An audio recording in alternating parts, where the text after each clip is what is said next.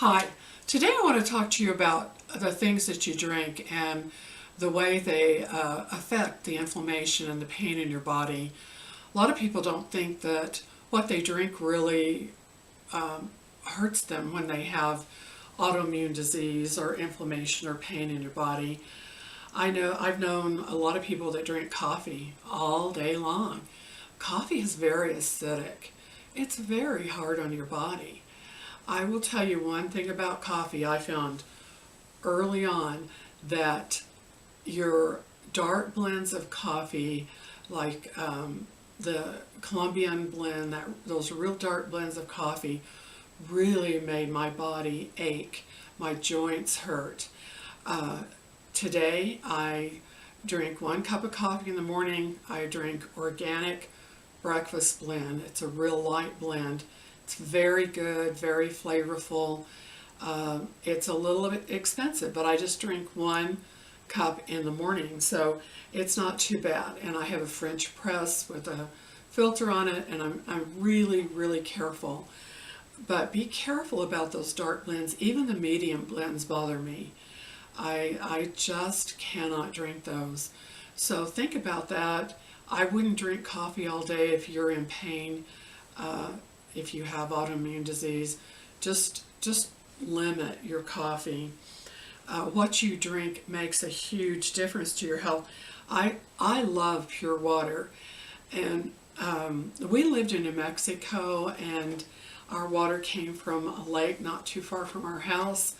And yes, it had chlorine in it, and it had fluoride, and it was probably making my inflammation rate higher than it should have been. But I felt like it agreed with me fairly well.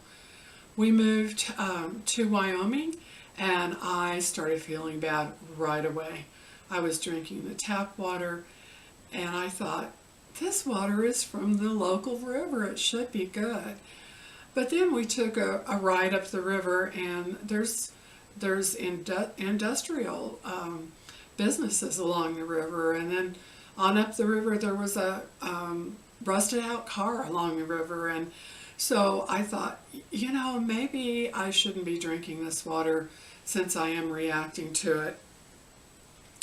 And I had a friend that lived on a farm in New Mexico, and she told me about her distiller. And I thought, oh, that's a great idea. Well, I went to Sears, and they had distillers, and they were about $200. And I hated to spend the money, but I went ahead and bought a water distiller, and it lasted for years. I'm so glad I did. It made a huge difference in the way I felt, and I could drink my 7 or 8 glasses of water, and I felt wonderful every day. I'm on my second distiller, and we've had it for several years. Well, they last a long time. It is a big initial purchase, but they last a long time. Distilled water has less hydrogen atoms, which are acidic, and more oxygen atoms, which is really good. Also, I have another friend that has a reverse osmosis processor in her home, and it processes the water, and she says that it's really pure and good. So that's something you may consider. What you drink plays a huge difference. So just remember that. If you're drinking sodas and energy drinks and even sugar-free sodas, that is so bad for you.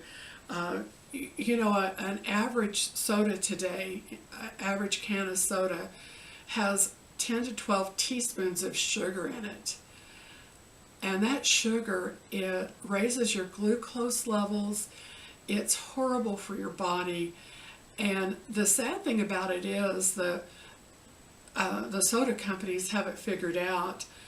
Coke at one time had cocaine in it because it's addicting. And you put sugar and cocaine and some caffeine, and you've got a very addicting drink. They no longer put cocaine in it, but they do put very addicting substances in those sodas to make people want them more. The sugar alone would cause an addiction to soda, because when you're, of course, the 12 teaspoons of sugar are going to make your glucose levels spike, and then they're going to drop, and you're going to want another soda when your glucose levels drop. And I just, if you have autoimmune disease, if you have arthritis, if you have any health issue, cancer, heart disease, please don't drink soda. It's really, really bad for you. The sodas with artificial sweeteners are really bad for you too, and they found that people that drink those have a really hard time losing weight for some reason. One thing, some of the sweeteners turn into alcohol, others turn into formaldehyde. Both those things are not good for the body. They're very, very bad for people with inflammation. And the bottom line is drink pure water. Another thing that I used to drink is black tea, and believe it or not, it really does bother me. And I know a lot of people have the TV shows, the doctor shows on TV and different things have talked about green tea, and I love tea. I love green tea, but I can't drink very much. It does cause inflammation. And a lot of them are saying that it's just the opposite, that it's anti-inflammatory. But they're acidic. They're both acidic, black tea and green tea. So just be really careful with that. Another thing that's really, really bad for you are those energy drinks, and like the Gatorade and the flavored waters. When I'm in the grocery store, people have those on the outside of their basket, sitting on the outside of their basket along the rim, and they'll have cases of that stuff. I thought, just drink good water. You don't need to spend your money on this. And I am so worried that these people are giving that to their children instead of milk or calcium products that they need for their growing bodies. And you really don't need those drinks at all, I don't think. But if you are an athlete in the South that sweats a lot, you might need an energy drink, or you can make your own. You can put a little bit of sugar, a little bit of salt, put it in some lavender tea, and that will help you replenish everything that you're missing in your body. But I just don't recommend those, especially if you have rheumatoid. Powder drinks with that citric acid are poison for somebody with autoimmune disease and rheumatoid arthritis. Sugar and chemicals and citric acid and all of those things that they put in the artificial lemonades and artificial fruit punches is really bad for you. You've got to be careful with tap water across the United States. I read a lot of studies and a lot of areas about the tap water. I know when we go to Colorado, where my son lives, if I drink their water, I really, really hurt. And so I always take a supply of my distilled water, or I buy distilled water and drink it, or the reverse osmosis bottled water. The bottled water you've got to be really careful with too, because sometimes it's just tap water with some minerals added to it. I don't do well with the water with the minerals added to it either, but you might see how that affects your body. I think quite a few of the water systems in the United States have a lot of pollutants in them. We are so blessed to live in the United States, in America, because every area has a processing plant that treats the water, and we are very blessed in that. In a lot of areas.